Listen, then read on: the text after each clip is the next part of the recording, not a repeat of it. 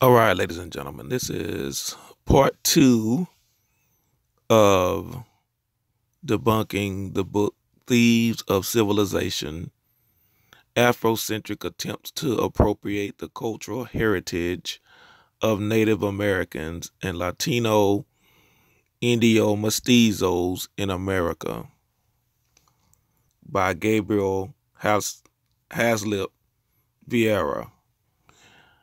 Now, the author of this book claims that it is the people that um, look like the man or boy on the cover of his book with his picture side by side with an Olmec head.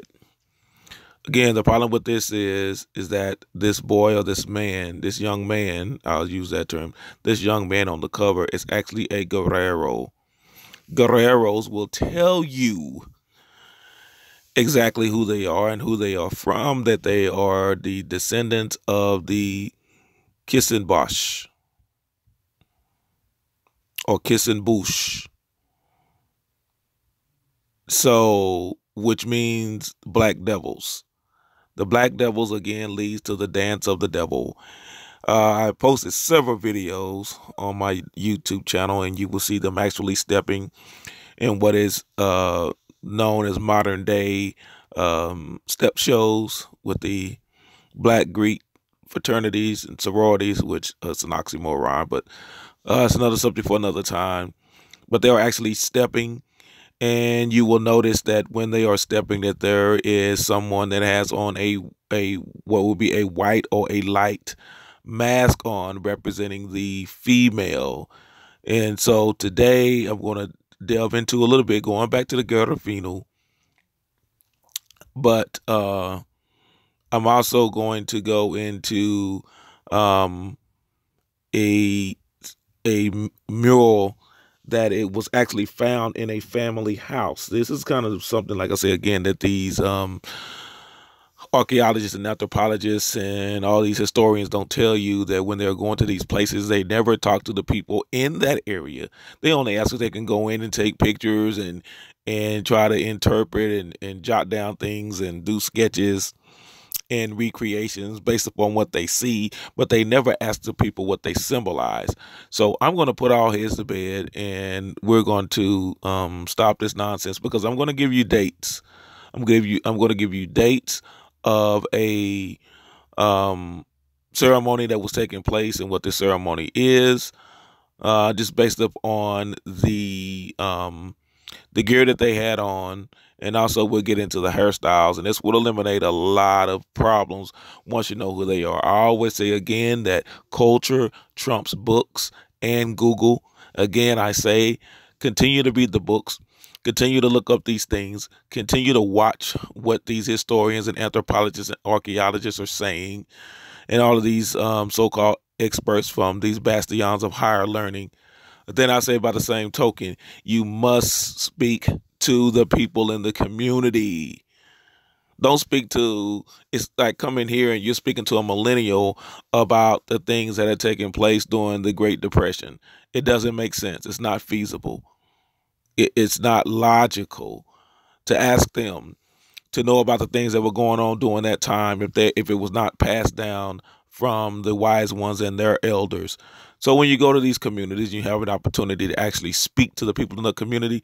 You'll see the contradictions between what the historians are trying to draw their own conclusions versus what's actually was said at that time and what's been passed down, as also what is written in the books.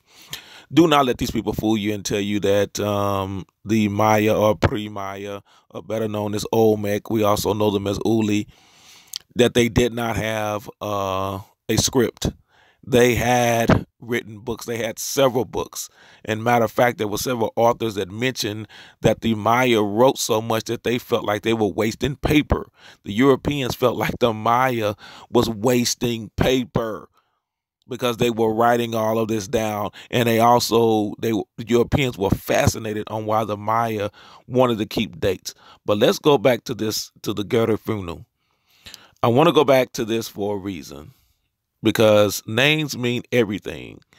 Go back and find out what your people call themselves and who they are. I'll take that back. I may not get into the mural yet. I need to say that for part 3 because that's really going to go deep. But this, we're going to go back and talk about the Carib people and the dates that they say during the artifacts was circa 1200 CE. But that can't be the case. That was even before that. Again, that was still well before Columbus. We still have almost 500 years before Columbus that these people were here. But according to French missionary Raymond Breton, that he arrived in the Lesser Antilles in 1635, and he lived on Guadeloupe and Dominica until 1653. So for almost 20 years, he lived amongst the people, and he took ethnographic and linguistic notes on the native peoples of the islands, including St. Vincent, where they say the Garifino or the Garinagu originated.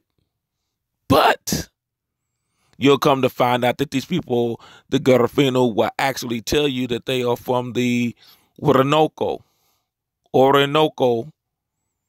area of South America. And this gets back to the same thing that you'll find on my website, if you, on my YouTube page, when they are speaking to the Guerrero and they tell you that they came from South America. This group of people actually came from South America. Do not let them fool you.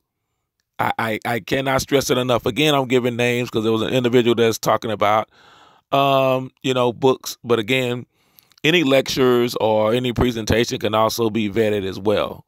So I'm giving you references. I'm giving you information once again. So going back to Raymond Breton, that he was a French missionary, and he matched the ethnic group, and he matched them linguistically to these people again. And you're going to find out who these people are. Like I say, on the next one, I promise you, on the next one, I will break down the mural, and I will break down who these people are, and I will break down the ceremony, and I will prove without a shadow of a doubt who these people are, and again, what they look like, because no words can describe what the people look like better than the people that drew themselves on these murals. And it's amazing to me that you have a group of people, a person by the name of Gabriel Haslip Vieira, who cannot grow facial hair. Oh, man. Who cannot grow facial hair, is saying that these people, these so-called mestizos that cannot grow facial hair, are the mother culture. But the mother culture shows you in their murals who they are, and the Olmec heads, as well as the other statues and things chiseled in stone, the hospitals.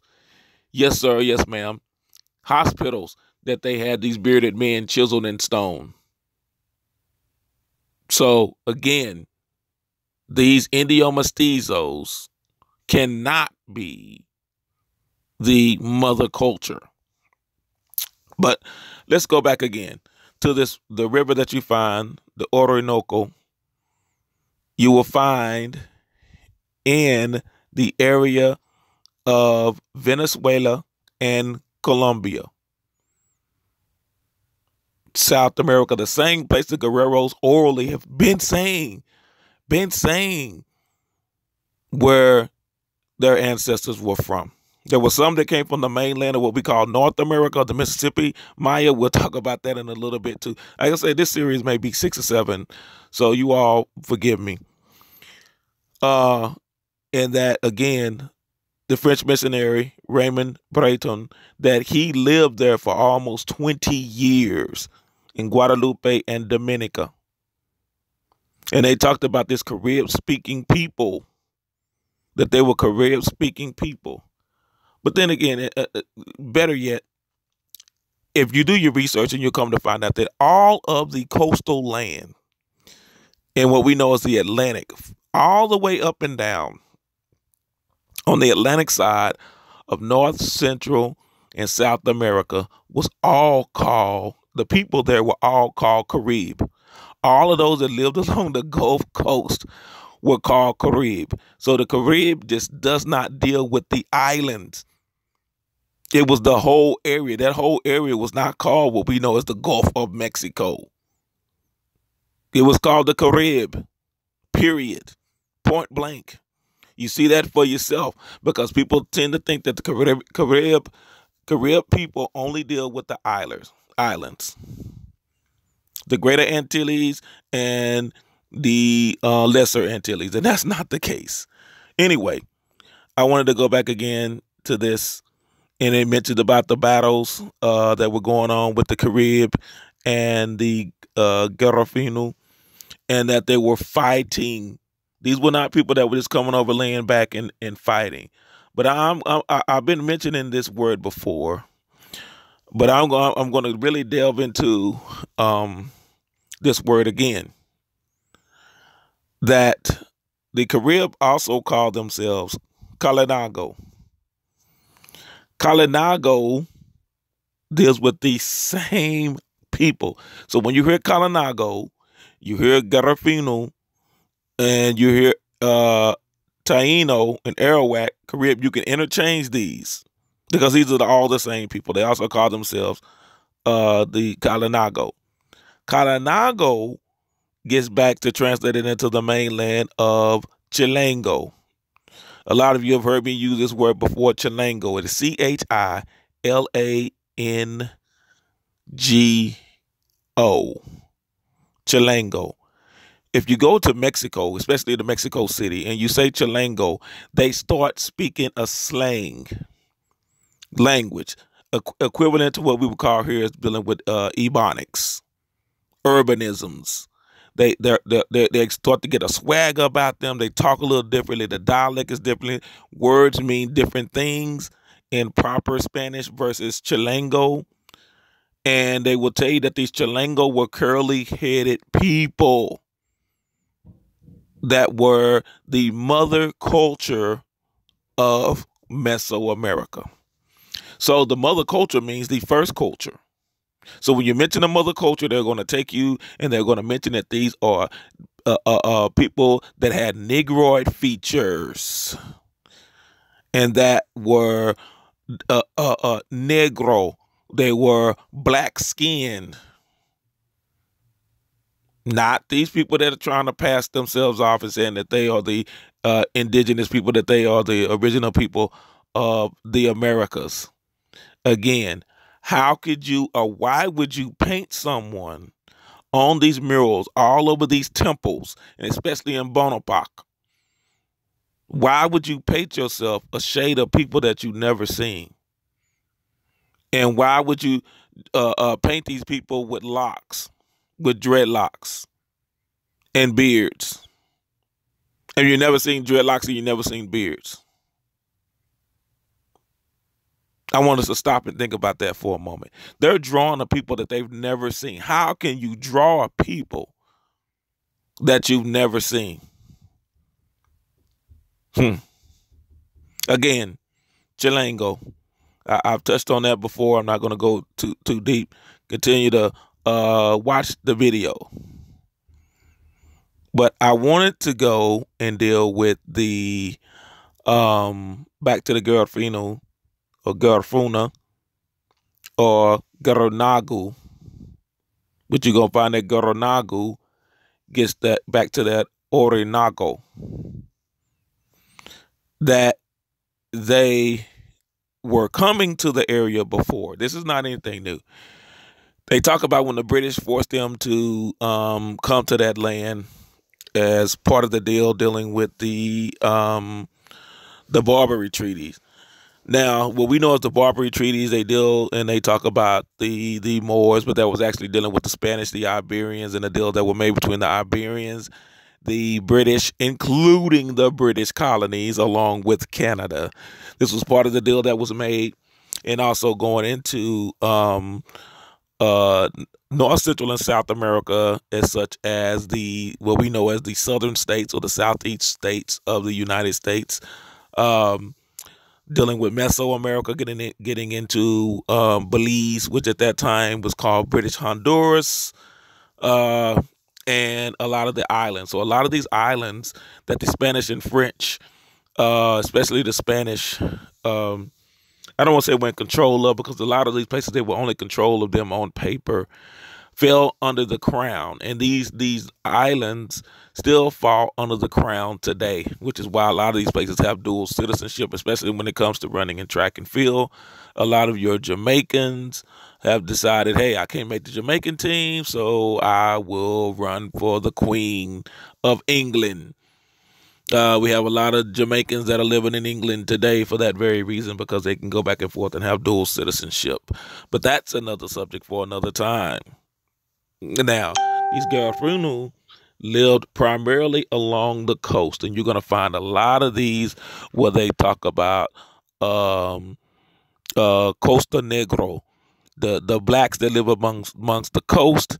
They also tell you about that these blacks that live amongst the coast were also what brought in what we know as tap dancing today, and ham bone. If you know the ham bone, where it's slapping on the hand, slapping on the body, and making music with the body, all this comes from these group of people. Again, all you have to do is go through my videos that are on my channel. I'm not trying to promote my channel. I'm just trying to put the facts out there. That these communities dealt mainly with agriculture. So these were not nomadic people. They understood culture. They understood time. They understood the seasons. They were able to read the stars. They knew astronomy and astrology.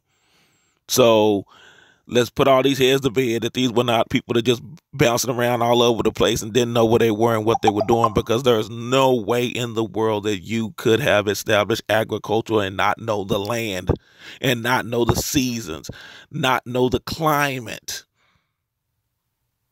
not know the soil. Come on, son. So we're gonna break a few things down. I apologize. I'm getting a lot of messages on my phone. I'm not even going to edit. We're just gonna go straight and deal with it. Then it talks about the origins of the Garifuna, or the AKA Black Caribs, and we talked about that on the previous on part 1, about where we get the islands of the Caribbean from, and Jack Sparrow and the whole nine, and what this was all about. And that another term that is used is Guyana. So don't get them twisted when they keep talking about Guinea in Africa and the Ivory Coast and all that. Your Guyana gets back to your Guinea, gets back to your Kuningin, as I've discussed on several videos before about the Kuningin. The Kuningin is a mixture of gold and copper. These people also deals with the llama and those type of animals, which are indigenous to the Americas. They are cousins of the camel. And I know there are no camels here in the Americas anymore outside of the zoo, but the camels originated in America. So then you have to ask yourself, how did the Arabian people, the Arabian lands, being overrun and overwhelmed with camels today? Hot diggity dog. See, these are the things you have to stop and think about it. And for the one that's talking about, oh, peer review, please do a peer review on me, and you'll find out again that the camel originated in the Americas, but yet it ended up in the land known at ancient times known as Sumer. So how did it end up in Sumeria when it originated in the Americas? They didn't swim over there. Oh, we'll get to that. Maybe we'll get to that in part 6, 7, or 8. And when it talks about, and this also comes from the minority rights website. You can look that up. It's minorityrights.org, where it breaks down the history of minorityrights.org, where it breaks down the history of the Garifuna. And they talk about how they fought it said the so-called Black Caribs, together with the indigenous Kalinago, created a formidable fighting force that resisted European colonizing efforts in the region for over a century, forcing the British and the French to recognize St. Vincent as one of the several neutral islands. Oh my goodness. They could not defeat the people of these Caribs. So they labeled it a neutral island, saying leave it alone because we're losing too many sailors and soldiers and conquistadors. So who's bowing down and who's getting shackled and who's being thrown around? Okay. All right. And even when it gets again, where it says the conflict between the British and the Black or Fighting Caribs, again, the Pirates of the Caribbean, led by defiant paramount chief Joseph Satouye. And his last name is spelled, or his surname is spelled Chatouer, but it's the French pronunciation of Satouye. Satouye. And then it wasn't until 1796, now check it, 1796 is when the British made their move and they settled to be exiled or prisoners of war. This is where they ended up back in the area of British Honduras, but they had already been coming there because if you study the Danza de los Diablos, the dance of the devil, they've been coming to the mainland because that's where they were originally from. They would go to the mainland and get their wives. The dance of the devil is the bringing in of the groom and the bride to be. It is a processional coming through the town. And they still do it in what we call New Orleans today. And they also did the same thing when it came to the passing of a loved one. But again, that's another subject for another time. They keep trying to tell you these are African traditions, and they are not. Now, again, in April of 1797, over 5,000 Black Caribs, Garifuna, were transported on British ships and abandoned on the desert island of Honduran Bay in Rotan. Many later moved to the mainland of Honduras and became allied with Spain. So this is where you also get those that are coming in, they're going into Guatemala, and why Belizeans today speak English, and why those right in the same people, kinfolk, I know from my own family, right next door, and in some cases the border is intertwined, they speak Spanish. So the Garifuna fought with Spain against British pirates and military attacks. They also took the royal side in the Central American independence wars against Spain, and as a result became highly marginalized population. It became a highly marginalized population in post-independence Honduras, which means Honduras became Belize, which is Honduras, Guatemala, and Nicaragua, including that whole region there. So again, that the Maya, I have a video clip of that. I guess I'll just start intertwining these. That the Quiche Maya also recognize the Garifuna as Maya, all being the same people, all belonging to the land of Guatemala and Belize. There's no separation. They all know that we are related. Regardless of the shades, regardless of the hair texture, they realize that they all came from the mother civilization. Now, this is something that they don't want you to know. Very rarely do you hear people talk about Garifuna, but it's amazing to me that in two of the main cities, oh man, my phone is blowing up. Two of the main cities, one being on the West Coast in LA, they have a major gathering every year, a celebration every year, and in NYC in the Boogie Down Bronx.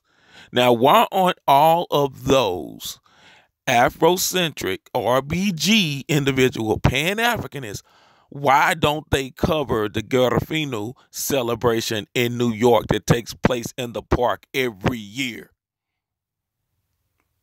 So again, when they go back and say they limited us to, oh, it's only 200,000. Oh, it was 5,000 here and 5,000 there. That is not the case. It was millions and millions of millions and millions.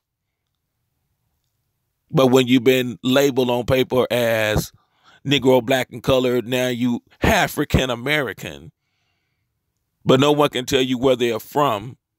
But you do all of these dances and all of these things that are Arawak, that are Carib, that are Kalinago, that are Chilango, that are Chilean.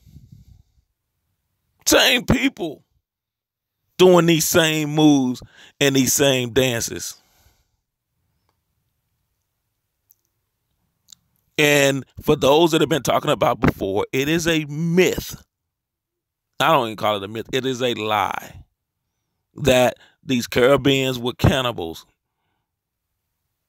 The Caribbean diet consists of fruits, vegetables, and chickens and turkeys for the most part. Those that eat pork started eating pork when the Spanish came. And you must understand that along these coasts, people keep talking about, oh, there was famine. This was a tropical region. I'm not saying there are times that there did not rain, but the whole region was a tropical region. They already had major trade with one another from North, Central, and South America via boat and canoe. Come on, son. There was no famine in the land. There may have been a drought in the land, but there was no famine in the land. It's a tropical region. Do not let these people fool you. Like I said, the Europeans would always say that they're cannibals. Now, I'm going to ask a question, and I want you to think about it. It's a rhetorical question, but I want you to think about it. Now, if you enter into a land that is nothing full of cannibals, why would you want to settle in that land? I'll let that sink in. I'm going to ask again.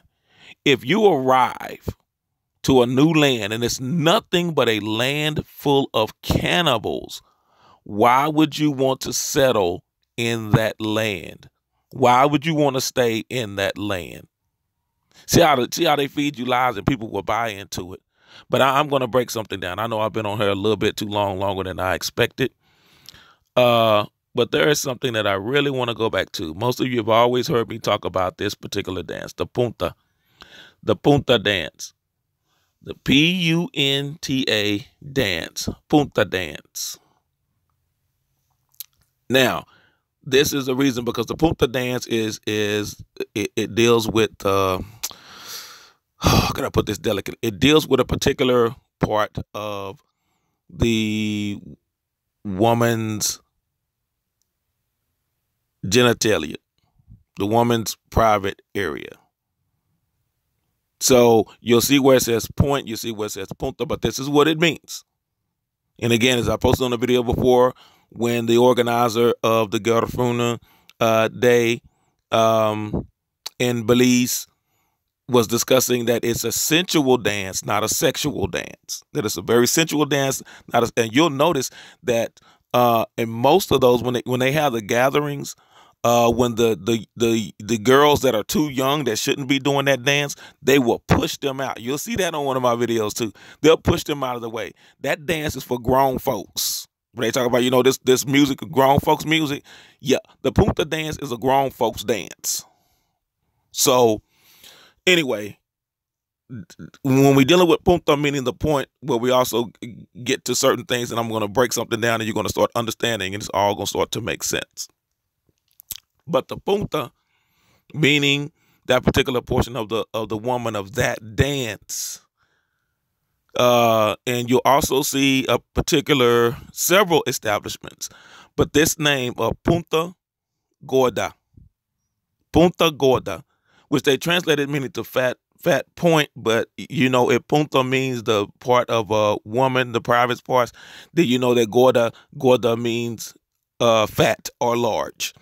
So you'll hear them use the terminology like gordita, or gorda, large woman, big woman, but it's saying this particular gorda is a fat or large. You get the point.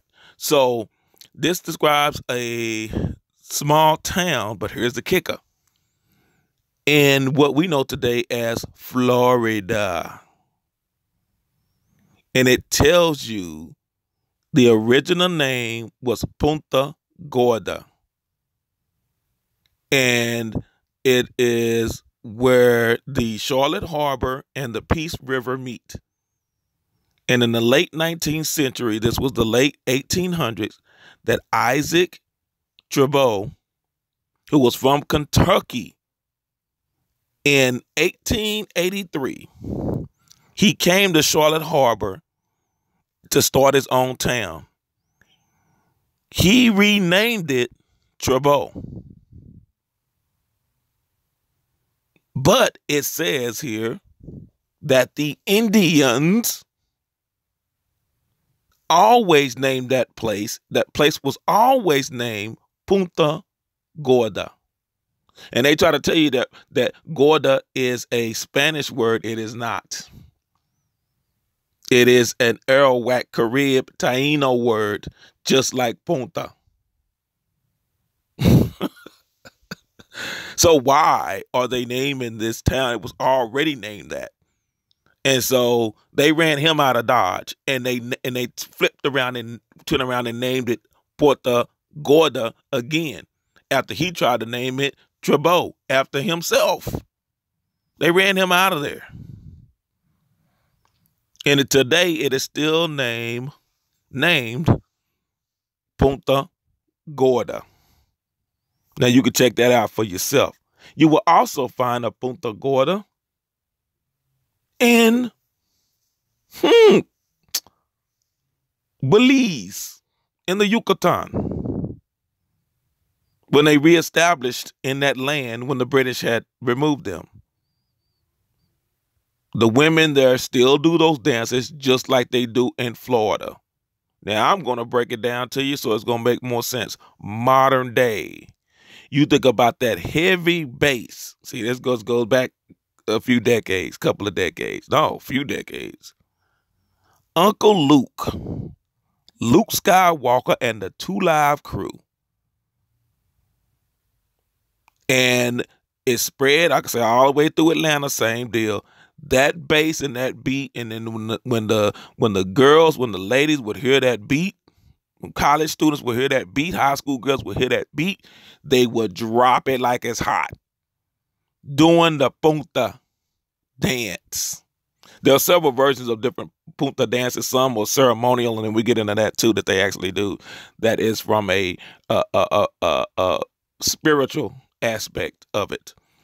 But when you're just having a good time, you're out there, the punta dance, why do you think that style was so hot when it was all throughout the South?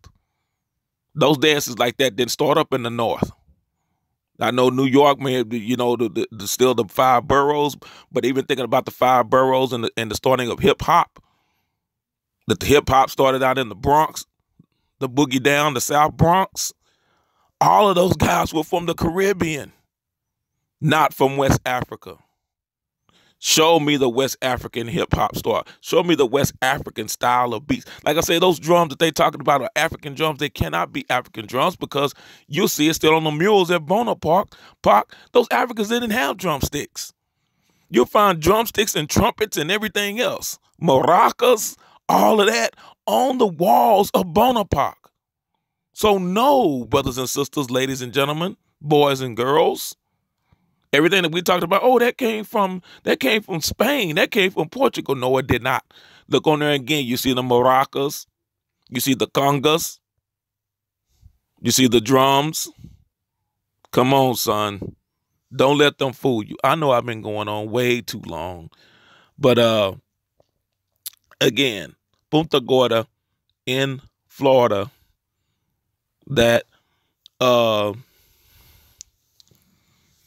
Trabeau thought that he was slick and wanted to rename it. And the Indians there said, it's been named Punta Gorda. It's going to remain Punta Gorda. So when you go back and you understand what this means and who these people are, but it's amazing to me that these people are coming and they're writing these books and they're not speaking to any other elders. They're not speaking to any other wise ones. They're not speaking to any of the chica. They're not speaking any of the chiclero. None of them. They're not speaking to any of them. They're not speaking to any of the Itza. They're not speaking to any of the Zapat, the Zapotecs. They're not speaking to any of them. None of them are they speaking to. They're not speaking to any of the Dons. They don't speak to the Dons. They don't speak to the Danya. They don't speak to any of these people. They don't speak to the Guerrero. And the Guerreros tell you to this day, to this very day, they tell you about the Kissenbosch, the Kissenbush, the Black Devils,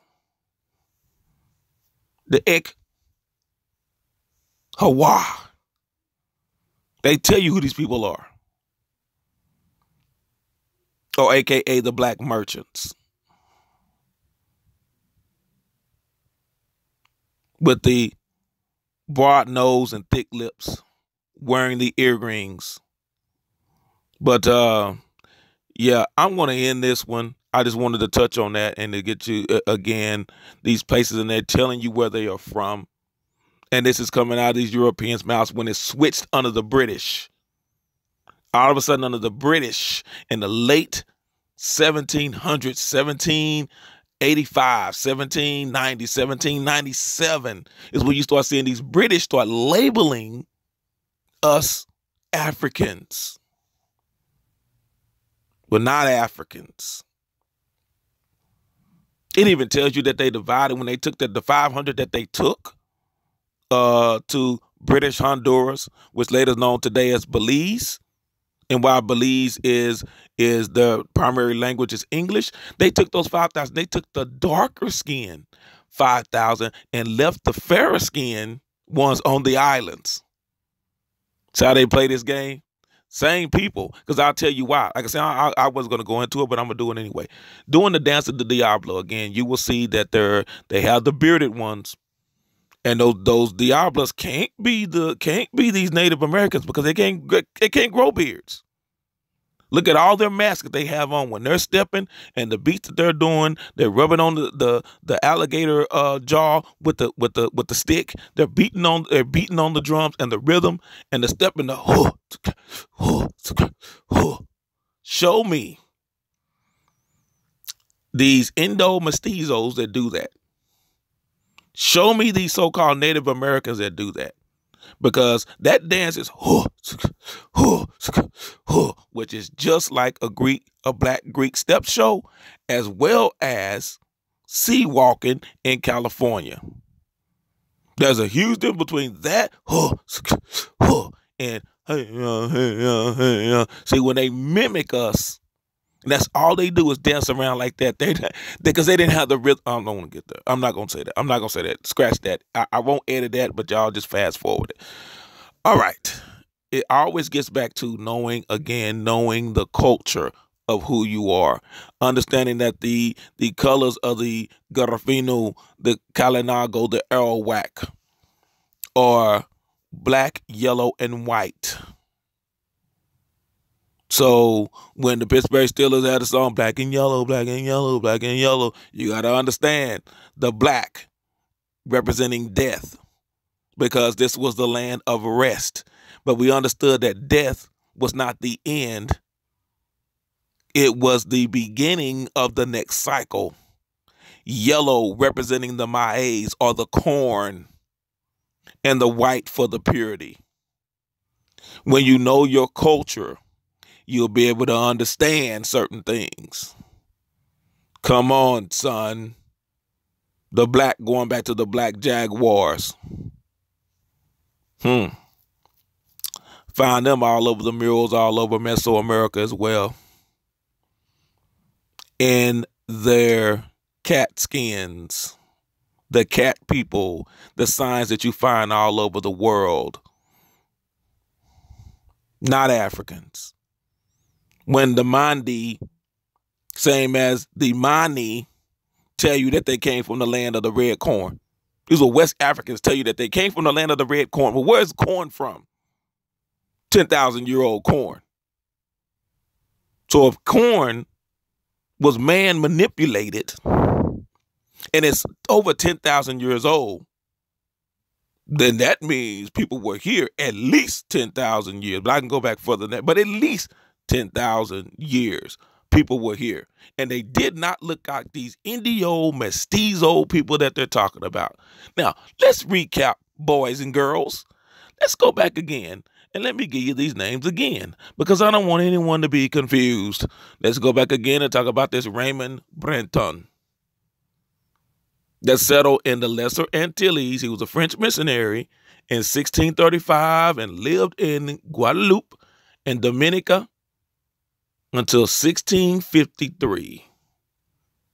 18 years he lived amongst these people. And he took ethnographic and linguistic notes on the native peoples of those lands. And he also wrote their descriptions. Come on, son. And they did not look like these Indio mestizos, because again, to be a mestizo, you got to be mixed, but you're mixed with what?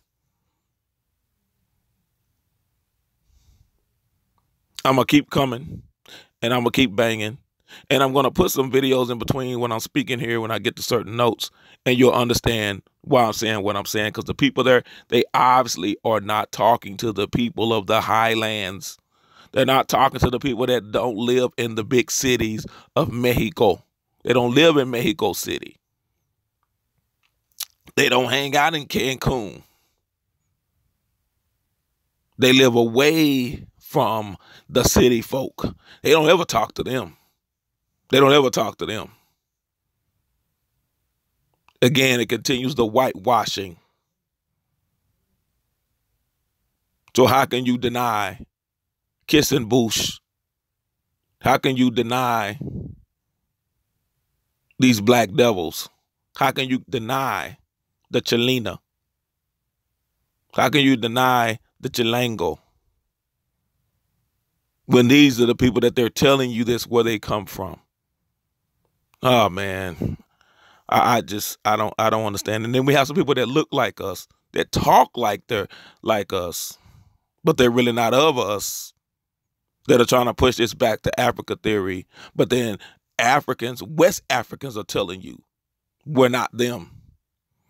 And we do know without a shadow of a doubt that some of us were shipped over there. I'll go back and I say it again. How is it that some West Africans are speaking Vi, which is the language of American Indians over here? It's a dialect of American Indians over here.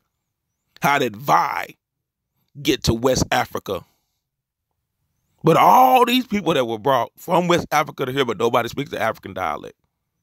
Come on, son. Don't give me one or two words. Somebody say, oh, that came from West Africa. No, that came from here. It came from here. Did not come from any cotton picking West African. It started here again when the Mandi tell you that they came from the land of the red corn. Stay tuned. I wanted to get to that mural. I wanted to get to that picture because I want to show you without a shadow of a doubt who these people are. But again, just keep paying attention. Keep checking. If I say something that you feel is wrong, please take the opportunity to send me an email, send me a message on YouTube. I look forward to it. Again, take care of yourselves and each other. I'm out.